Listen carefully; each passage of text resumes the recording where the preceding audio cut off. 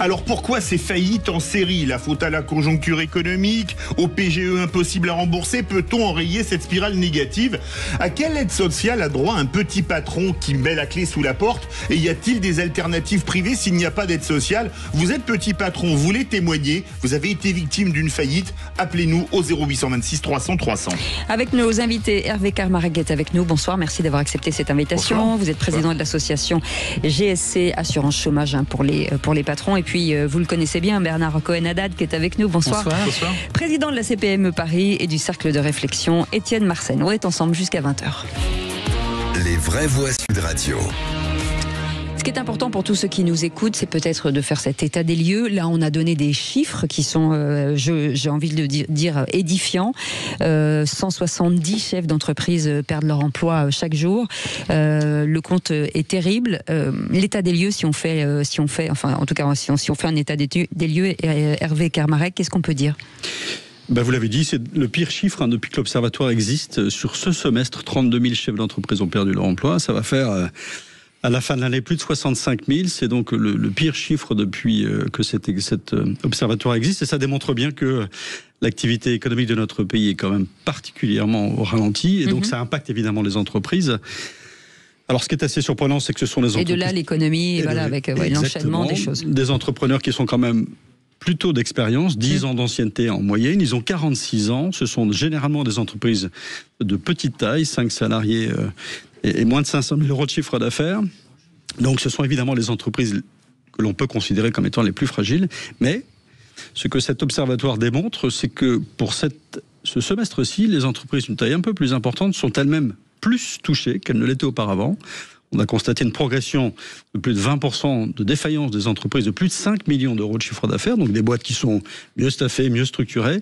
Et ça, c'est un vrai fait nouveau. Sur des secteurs qui sont historiquement à peu près les mêmes, en tout cas depuis 3 ans, les secteurs de la construction. On construit évidemment très peu de logements aujourd'hui. On sait que la filière du logement est à l'arrêt. Donc ce sont les entreprises du bâtiment qui souffrent le plus, le gros œuvre, mais également le second œuvre.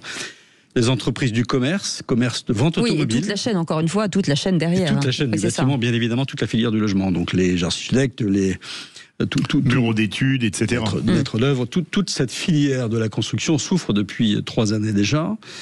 Le secteur du commerce et notamment la vente automobile, c'est un fait nouveau là aussi. Transport et logistique qui souffrent également. Et puis l'hébergement, la restauration. On a vu 3000 restaurants fermés depuis le début de l'année. On en a beaucoup parlé. Donc voilà les secteurs qui sont les plus impactés. Bernard Cohen-Haddad. On a doublé le nombre de défaillances d'entrepreneurs depuis la Covid-19. Après la Covid, juste après la Covid et pendant la Covid, on était à moyenne à 30, 33 000, 35 000 défaillances d'entreprises. Là, on est à 65 000, 66 000 défaillances sur les 12 derniers mois. C'est extrêmement... Alors, bien entendu, c'est beaucoup moins que pendant la crise financière de 2009 où on était à 165 000 défaillances d'entreprises par an. C'était l'hécatombe. Mais là, c'est un cri d'alarme parce que ces petits entrepreneurs ou entrepreneurs moyens...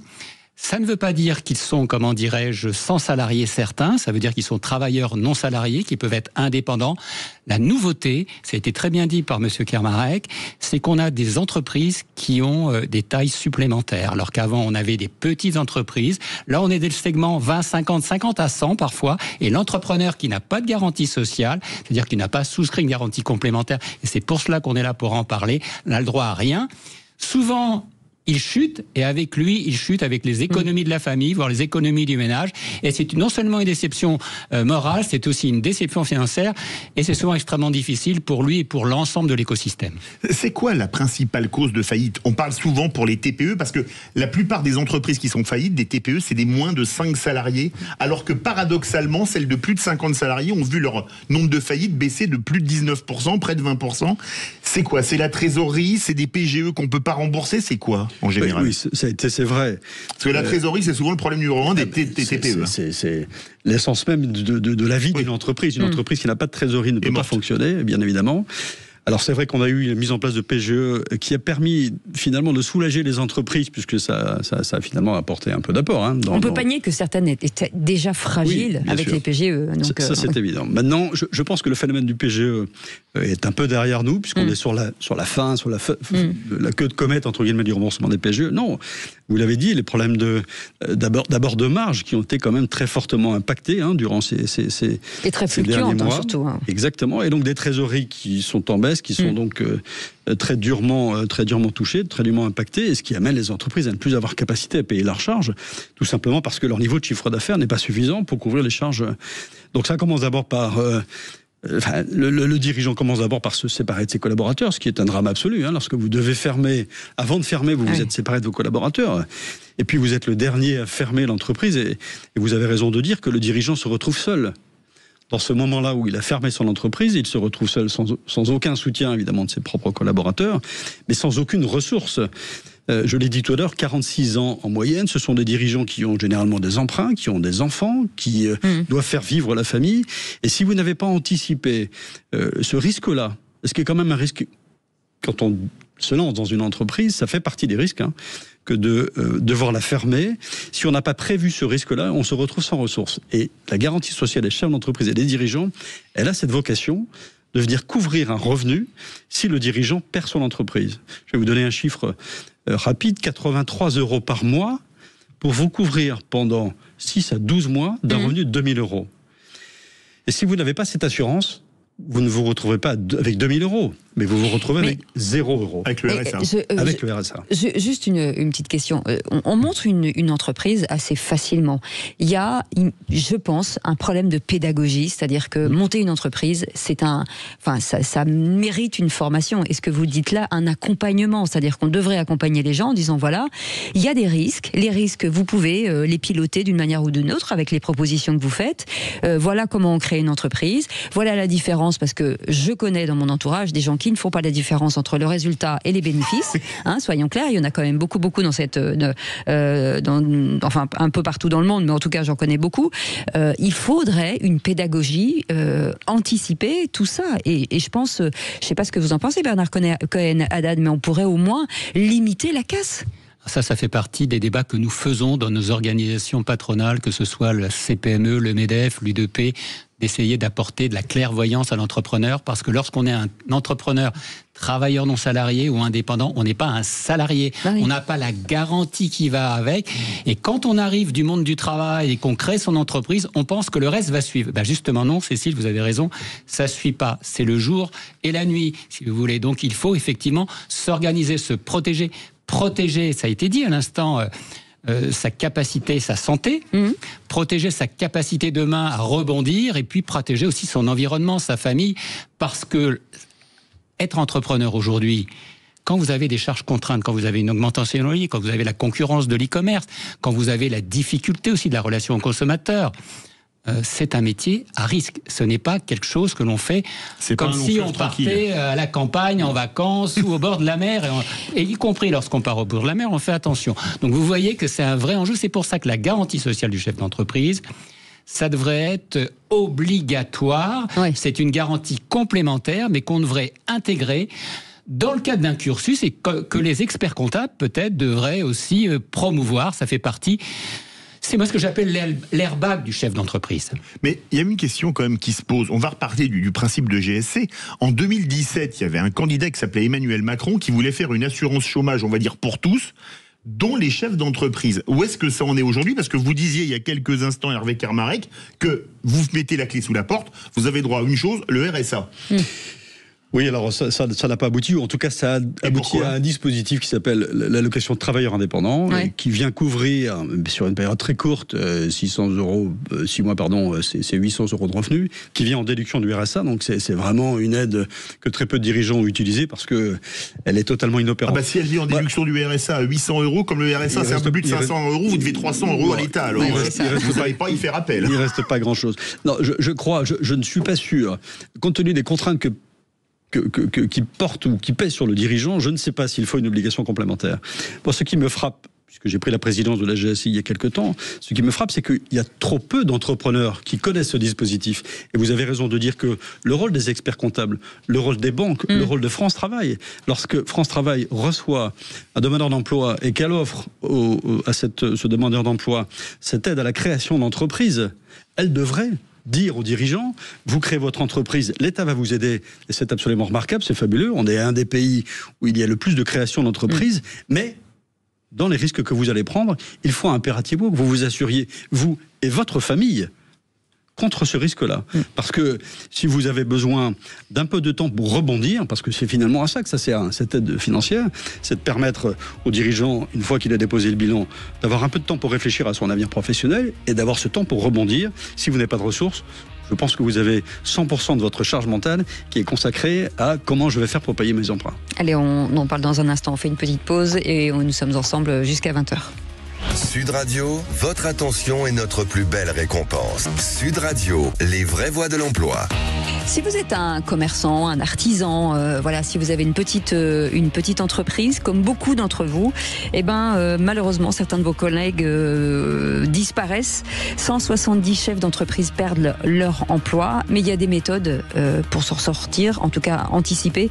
On va en parler avec nos invités. Hervé Kermarek est avec nous, président de l'association GSC Assurance Chômage pour les patrons, et puis que vous connaissez bien à Sud Radio, Bernard Cohen-Haddad, qui est président de la CPME Paris et du cercle de réflexion Étienne Marcel.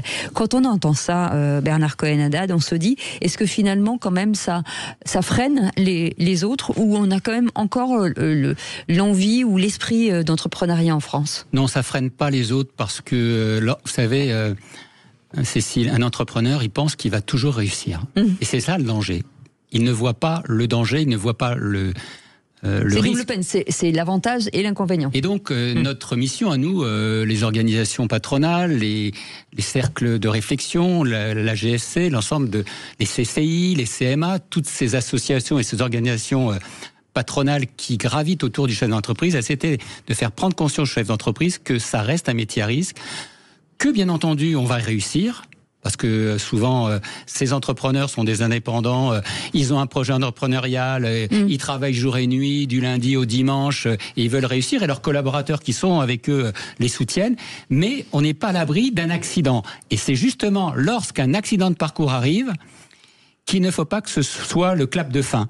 Et donc cette GSC, je le redis, est un élément qui permet de rebondir, de permettre, je reprends l'expression, un airbag pour repartir sur un bon chemin. Mais on a tendance à ne pas voir cette garantie parce qu'on pense qu'il n'y aura jamais ça n'arrive qu'aux autres. Grains de sable. Mais malheureusement, une vie d'entrepreneur, il y a des grains de sable. Hervé Kermarek, il y a quelques années, un certain François Hollande avait parlé du fameux choc de simplification. Quand on voit, il en a parlé, c'est toujours important d'en parler. Mais il y pense toujours. Il y pense toujours. Ça me rappelle une chanson qui s'appelait J'y pense et puis j'oublie, Claude François.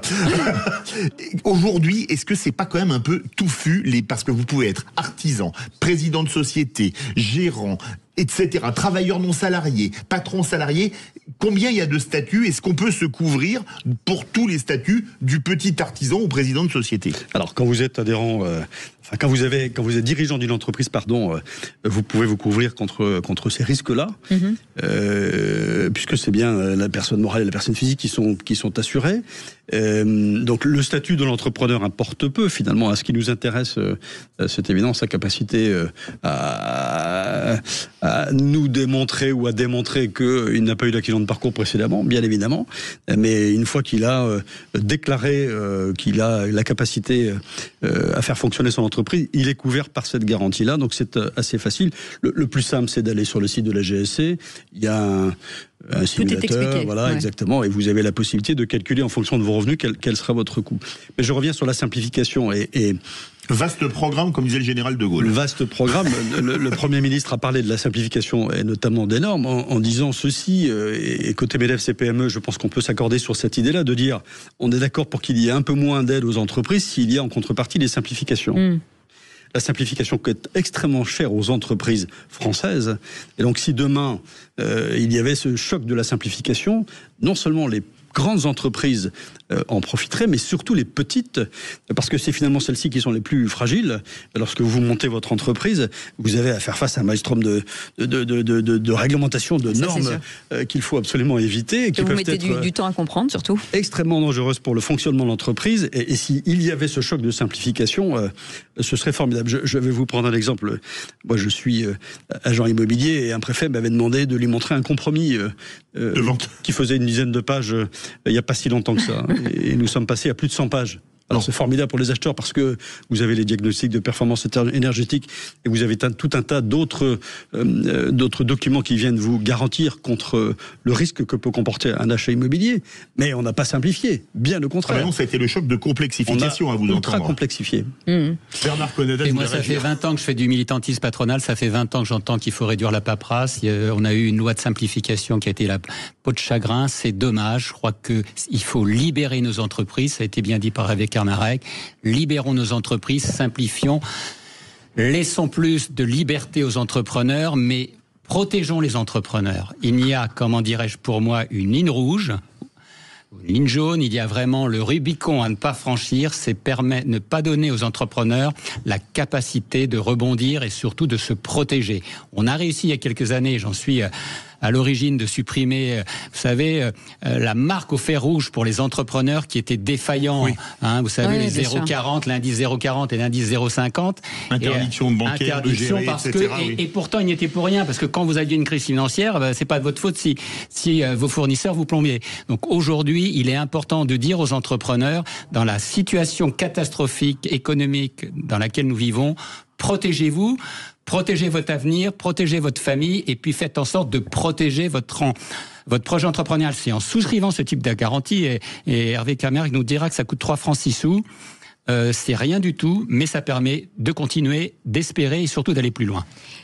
Allez-y. Je le redis, ça coûte 83 € par mois si vous voulez vous garantir d'un revenu de 2 000 €. Ouais. Ça coûte 3 francs 6 sous. Ouais, on peut garantir, pardon, excusez-moi Cécile, pendant combien de temps au maximum? Écoutez, je crois que c'est 24 mois la durée maximum, mais en tout cas, ça vous permet de reprendre du souffle. Oui, vous pouvez vous garantir dans tous les cas sur le montant de revenus que vous voulez avoir, c'est-à-dire que je vous parle de 2 000 €, mais si vous voulez vous garantir contre un revenu, pour un revenu de 10 000 €, c'est évidemment faisable.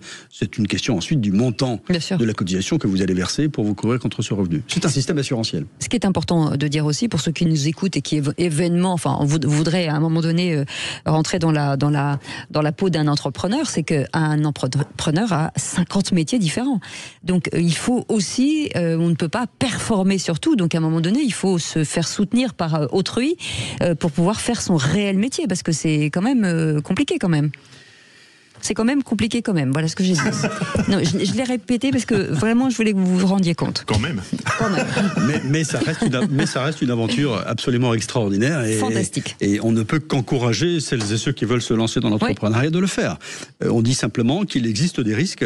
Un dirigeant, vous l'avez dit, ira se couvrir contre des risques pour son entreprise, des risques sanitaires, des risques sociaux, des risques juridiques, mais il ne se couvrira pas contre un risque qui lui est propre, sans doute par pudeur ou par conviction qu'il réussira. Eh bien, c'est un peu sans doute la différence entre la mentalité française et l'anglo-saxonne. La mentalité anglo-saxonne, l'échec fait partie du parcours professionnel. De la vie. Et il faut que finalement en France nous acceptions que on doit parfois échouer pour mieux réussir. Mais c'est pas un peu en train de changer ça? On sent pas que les choses, le côté anglais, américain, dire voilà, on s'est un peu trompé, les mentalités évoluent un peu plus. Ouais, je vous ai pas convaincu là, je sais pas pourquoi. Je vois votre. Ça a complexifié la pensée de Bernard. Oui, non, mais j'étais en train de voir où vous vouliez aller, Cécile, mais je crois qu'il y a, en tous les cas, une nouvelle génération d'entrepreneurs. Ouais. Et effectivement, cette nouvelle génération d'entrepreneurs, elle vient aussi avec un bagage, elle vient avec un regard sur le monde que je n'avais pas moi il y a 35 ans quand j'ai commencé. On apprend sur le tas, nous, et c'est assez positif. C'est pour ça que, vous le disiez tout à l'heure, faire en sorte de veiller à se former, s'informer et d'échanger aussi avec ses pairs, c'est-à-dire ceux qui, dans le même métier que vous ou dans la même branche, ont déjà de l'expérience. Ça fait partie aujourd'hui de parcours indispensables, et puis bénéficier aussi de ceux qui ont chuté. Parce que vous savez, entre nous, entrepreneurs, on n'a pas honte d'avoir des échecs. On a la honte pour les autres, c'est-à-dire d'en parler aux autres. Mais entre entrepreneurs, au MEDEF, la CPME, l'UDP, dans les CCI, lorsqu'il y en a un qui a un genou à terre, on lui tend la main et on lui explique et on essaie de le relever. C'est ça qui fait notre force et c'est pour ça qu'on a besoin aussi de ces moments tels que l'on a ensemble pour dire... Le métier d'entrepreneur, c'est merveilleux, mais c'est pas quelque chose qu'on fait à la légère. Bien sûr, on peut souscrire à n'importe quel moment. C'est-à-dire que même si on a sa boîte depuis 10 ans, on peut... Absolument. Voilà, c'est ça. Absolument. Et en tout cas, c'est certain qu'il ne faut pas le faire lorsque l'entreprise commence à aller mal. Hein. Anticiper. Et oui, il faut anticiper ce genre d'événement. Ça fait partie, là encore, de la vie de l'entrepreneur que de savoir anticiper. Il faut le faire maintenant, parce qu'on ne sait pas de quoi l'avenir est fait, évidemment. Il y a un point fiscal dessus. C'est un avantage en nature pour le patron aussi ? Non, ce n'est pas un avantage en nature. C'est un revenu, c'est une assurance que vous allez souscrire pour vous garantir d'un revenu. Il nous reste pas très longtemps. Non. On a vu que le nombre de faillites était malheureusement en hausse. Si vous aviez une mesure forte chacun pour limiter les faillites, ce serait laquelle pour les réduire drastiquement ? Si on était ministre de l'économie, on ferait voilà, quoi ? tiens, on va faire Ou la des chronique. petites entreprises. Écoutez, je pense qu'il y a un phénomène de consommation, c'est la confiance. Il faut restaurer la confiance. Si aujourd'hui les entreprises font moins de chiffre d'affaires, c'est qu'il y a moins de consommateurs, il y a moins d'investissements, et il faut restaurer la confiance. Voilà. N'attendez pas le dernier moment. Dès que des signaux arrivent dans votre entreprise de difficultés, prévenez votre expert comptable, prévenez, comment dirais-je aussi, l'URSSAF, prévenez l'ensemble de l'administration fiscale. Ne vous N'attendez laissez pas le déborder, dernier en fait. moment parce C'est qu'après ça. c'est vraiment trop tard. Merci beaucoup Hervé Merci Karmarek beaucoup. d'avoir accepté Merci. cette invitation, président de l'association GSC Assurance Chômage pour les patrons. Merci beaucoup Bernard Cohen-Haddad, président de la CPME Paris et du Cercle de réflexion Étienne Marcel.